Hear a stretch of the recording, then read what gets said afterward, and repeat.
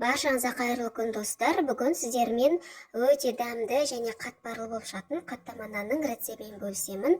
Видеоны соңына дейін көріңіздер.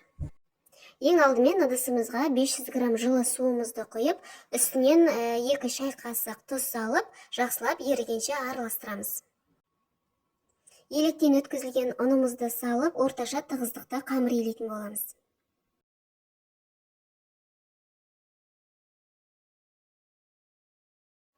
Осылай жұмсақ тағылмай, қатты тағылмай, орташа тығыздықта қамырымызды елеп, бетін жауып 20 минутқа тындыруға қоямыз. 20 минуттан кейін қамырды алып, екіге бөліп қайтаратын боламыз.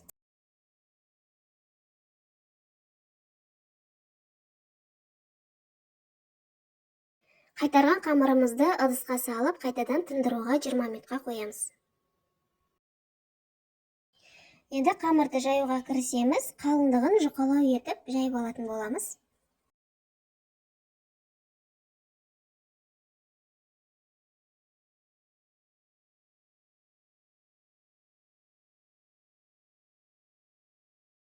Жайып алған қамырымыздың үстіне ерітілген сары майымызды құйып жағып шығатын боламыз. Бұл жерде менде тек сары майдың өзі ғана емес, тоңмай араластырып ерттім. Тоңмай қоссаңыздар, сол кезде сіздердің қаттамаларыңыз қатпарлы өте әдемі болып шығады. Қамырымызды орап болғаннан кейін осылай теңдей 3 бөлікке бөліп аламыз. Бөліп алған қамырларды орап, шетін астына қарай қайырып, осылай үстінен басып шығамыз. Енді дайын қамырларды осылай жайып пісіріп ала берсек болады.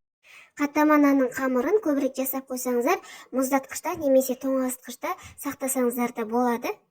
Керек кезде тоңазытқыштан шығарып пісіріп алғанға өте ыңғайлы. Қамырымызды алдын ала қызған пеште 200 градуста 30 минуттай пісіріп аламыз.